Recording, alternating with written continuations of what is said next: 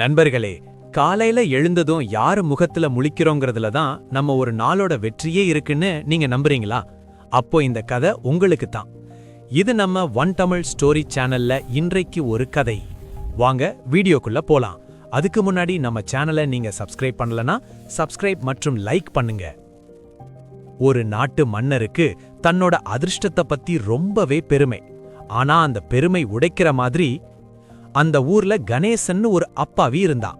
பாவம், அவன் முகத்துல முழிச்சா அந்த நாளே பாழாயிடும்னு ஊரே அவனை துரதிருஷ்டசாலின்னு ஒதுக்கி வச்சிருந்தது.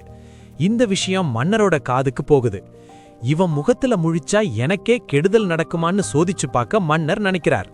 ஒரு நாள் அதிகாலையில வேட்டைக்கு போகும் மன்னர் அரண்மனை வாசலுக்கு வரும்போது அந்த வழியாக விவசாயத்துக்கு போன கணேசன் முகத்துல தான் முழிக்கிறார். ஆனா அன்னைக்குன்னு பார்த்து மன்னருக்கு எல்லாமே தப்பா நடக்குது. வேட்டைக்கு போன இடத்தில் குறிவைச்ச மான் தப்பிச்சு ஓடுது. காட்டுல வழிமாறி போனதால பசி தாகம் எடுக்குது. குதிரையிலிருந்து தடிக்கி விழுந்து தலையில அடிபட்டுடுச்சு. அந்த வழியோட அரண்மனைக்கு திரும்பவும் மன்னர் கோபத்துல கத்துறாரு, கணேசனை உடனே அரண்மனைக்கு வர சொல்லி. கணேசா, உன் ராசி இல்லாத முகத்துல முழிச்சதுனால இன்னைக்கு என் நாளே வீணாயிடுச்சு. உன்னை உயிரோட வச்சிருந்தா நாட்டுக்கே ஆபத்து. நாளைக்கு காலையில உனக்கு தூக்கு தண்டனை என்றார் மன்னர்.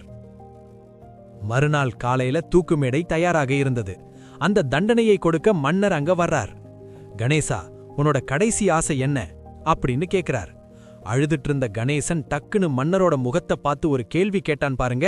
அங்க மொத்த அரண்மனையே அதிர்ந்து போச்சு. கணேசன் சொன்னான், மன்னா, என் முகத்துல முழிச்ச உங்களுக்கு சாப்பாடு தான் கிடைக்கல, தலையில சின்ன அடிதான் பட்டுச்சு.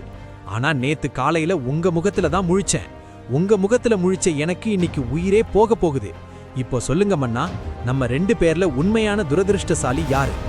யாரு முகத்துல முழிச்சா மத்தவங்களுக்கு உயிர் போகும்னு மக்கள் நம்பணும்?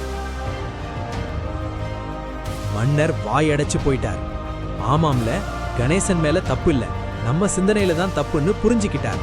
தன்னோட தப்ப திருத்திக்கிட்டு மூட நம்பிக்கையை தூக்கி எறிஞ்சிட்டு கணேசனுக்கு பரிசுகள் கொடுத்து சந்தோஷமாக வழி அனுப்பி வச்சார்.